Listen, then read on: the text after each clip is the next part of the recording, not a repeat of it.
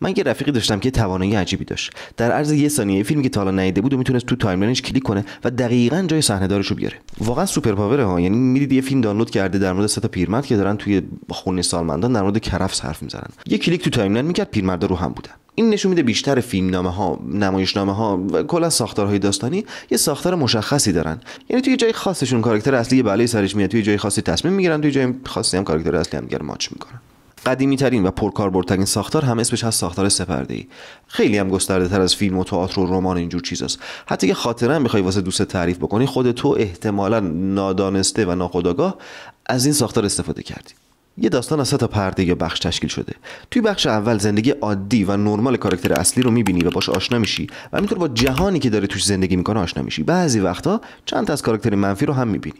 البته اینو بگم که زندگی عادی کاراکتر اصلی همیشه هم عادی نیست. مثلا توی پرده اول فیلم مد مکس فیوری رود شخصیت اصلی رو می‌بینیم که داره مارمولک میزنه به بدن. بعد یه سری کچل لخت میافتن دنبالش، اسیرش میکنن، میبرنش به سیتادل که این آجی رئیسشه، میندازنش تو قفس و به عنوان کیسه خون ازش استفاده میکنن. بعد فیوریوسا زنای این حاجی رو میدزده. کچلای مهربون با مکس که کیسه خونشونه در واقع راه میافتن دنبال فیوریوسا. بعد کلی زد و خورد میرن تو طوفان شن و مکس اتفاقی آزاد میشه و سعی میکنه فرار کنه و اینا همه زندگی عادی مکسن. درسته که من ریدم تو این زندگیش، ولی هنوز با داستان اصلی و با کشمکش اصلی روبرو نشده. بعد میریم جلو و میرسیم به نقطه عطف اول، جایی که زندگیش عوض میشه و وارد داستان اصلی میشه. یعنی جایی که با فیوریوسا هم مسیر میشه و تلاش میکنن همه با هم برن به سرزمین سبز مادران. اینجا جایی که کاراکتر اصلی از زندگی عادیش فاصله میگیره و وارد کشمکشی میشه که مربوط به داستان هست. این کشمکش اوج میگیره. طبیعتاً هم اولش شکست میخوره، ولی بعد از این مدتی پیروز میشه و در نهایت میرسیم به نقطه عطف دوم. یعنی مکس میرسه به سرزمین سبز مادران. بعد از این نقطه شخصیت اصلی به زندگی عادیش برمیگرده. البته بگم که به خاطر تجربیاتی که تو پرده دوم کسب کرده، این زندگی عادی دیگه اونقدرها هم عادی نیست و یه تغییرات مهمی کرده. بیای داستان یا اصلا خاطره با همین ساختار بنویسیم. یه روز داشتم تو خیابون برای خودم راه میرفتم که یه یارویی بهم گفت که چطوری سیا. اولش ناراحت شدم، گفتم هیچی نگم، ولی خب نتونستم حقیقتا. بهش گفتم سیا عمته. عمه‌شو خیلی دوست داشت، بنابراین با هم دست به یقه شدیم. مشت اول اون زد، مشت دوم و سوم من زدم، مشت چهارم و پنجم و ششم اون زد، مشت هفتم من یه جوری زدم که طرف از رو ویلچرش افتاد پایین. بعد از اینکه یورو رو زدم لنگان شروع کردم دور شدم از اونجا و همینجوری داشتم از خودم میرفتم که یه مرتبه یه صدای دیگه شنیدم که میگفت چطوری ظلمات. اما این بار سرمو انداختم پایین و خودمو به نشنیدن زدم. اینجا ما تو پرده سوم یه نشونه مهم دیدیم که کاراکتر اصلی از پرده دوم، از اتفاقات پرده دوم یه نتیجه‌ای گرفته و در نتیجه این اتفاقات رفتارش رو عوض کرده. نتیجه گیریش مزخرفه شاید، ولی داستان خودم هر کار دلم بخواد میکنم. یه نکته مهمم وجود داره. این ساختاری که بهتون گفتم ساختار داستان هست، نه ساختار فیلمنامه. بنابراین شما ممکنه یه فیلمی رو ببینید که با اینکه همین ساختار رو رعایت کرده، ولی از اینجا شروع میکنه به اینجاش ختم میشه، از اینجا شروع میکنه به اینجاش ختم میشه و همه داستان رو به شما نشون نمیده صرفا. نکته دیگه در مورد ساختار سه‌پرده‌ای اینه که هر کدوم از این پرده ها هم به صورت مستقل خودشون از ساختار سه‌پرده‌ای تبعیت میکنن. بنابراین شکل ما در واقع باید بشه یه همچین شکلی یا همچین شکلی، که این دومی خیلی توی فیلمنامه نویسی پرکاربرده. این در واقع یه فرم خاصی هست از ساختار سه‌پرده‌ای که ما بهش میگیم 8 حلقه‌ای و خیلی هالیوود دوستش داره.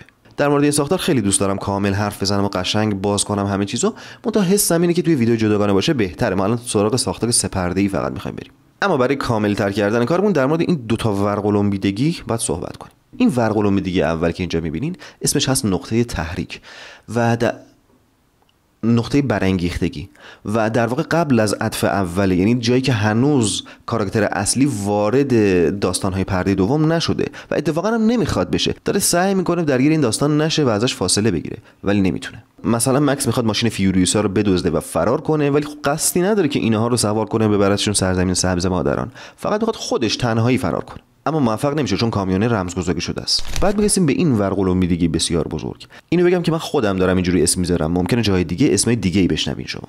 ببین تو کل پرده دوم شخصیت اصلی ما سعی میکنه به یه هدفی برسه و به این هدف میرسه. توی نقطه عطف دوم به این هدف میرسه، اما متوجه میشه این هدف اونقدرها هم هدف مهم و درستی نبوده. مثل من که فکر میکردم هدفم اینه که یارو رو بزنم و دیدم تهش اتفاق مهمی نیفتاد، یا اینکه مکس که فکر میکرد هدفش اینه که برسه به سرزمین سبز مادران اما متوجه شد که هدفش خوب مشخص نکرده، پیروزی کاملی نیست و سرزمین سبز مادران تبدیل شده به سرزمین قهوه‌ای و هیچ چی توش رشد نمیکنه. به همین خاطر اسم دیگه نقطه عطف دوم توی این ساختار 8 حلقه‌ای هست پیروزی تقلبی. این پیروزی تقلبی نقطه عطفه، چون کاراکتر اصلی از اتفاقاتی که توی پرده دوم افتاده نتیجه گیری میکنه و یه تحولی درش رخ میده و این تحول باعث میشه که مشکلاتش رو یه جور دیگه‌ای ببینه و سعی کنه یه جور دیگه‌ای مشکلش رو حل بکنه. اینجا مد مکس میره پیش فیوریوسا که در حال فرار بوده از اول داستان و هنوزم داره فرار میکنه و بهش میگه که پاشو بیا جای فرار بریم سیتادل. این حاجقا الان با کل نیروش دنبال ما رو افتادن. اگه الان بریم سیتادل بی‌دفاعه و ما میتونیم با مادرشون ازدواج کنیم. و اینجاست که بزرگترین تعقیب و گریز کل فیلمو میبینیم. یه اکشن عجیب و غریب و پر سر و صدا که کلی از کاراکترهای اصلی و فرعی و دشمن و همه با هم میمیرن. این ساختار 8 حلقه‌ای توی اون خاطره که براتون تعریف کردم هم رعایت شده. اگه دوست داشتین بریم ببینین بررسی کنین. حالا آیا این ساختار 3 پرده‌ای یا 8 حلقه‌ای این باعث میشه که کار تبدیل به کلیشه بشه یا بی‌مزه بشه؟ نه. همونطور که تو همین 2 تا داستانی که اینجا بررسی کردیم دیدیم که با همین ساختار چقدر داستان‌های متفاوتی رو میشه نوشت، مطمئناً اینجوری هم نیست که ابتکار شما محدود بشه و همه در نهایت یک داستان رو از این ساختار بکشن بیرون. در واقع مثل اسکلت کاره، برای محکم نگه داشتن کاره. در واقع ساختار محدودیت نیست، مسئولیت هم نیست، ساختار فقط شروع کاره. پیشنهاد میکنم از این به بعد هر فیلم و داستانی که دیدی، حالا مخصوصا فیلم‌های هالیوودی، بشینی و دقیقاً این ساختار رو به توش بررسی بکنی و ببینی تا چه حد رعایت کردن و اگه رعایت کردن چطور رعایت کردن. مثلا این عطف اول رو چطوری بهش رسیدن. این نکته رو بگم که البته من واقعا هنوز نتونستم بفهمم که جای صحنه دار فیلم کجاست. بیشتر تلاش میکنم بهتون میگم. اگه چیزی یاد گرفتی پیشنهاد میکنم که اون سابسکرایب رو بزنی، بعد اون زنگوله بغلش هم بزنی تا بتونی بازم از این ویدیوها ببینی و ان شاءالله که با همین چیزی یاد بگیریم. مرسی ازت، بوس.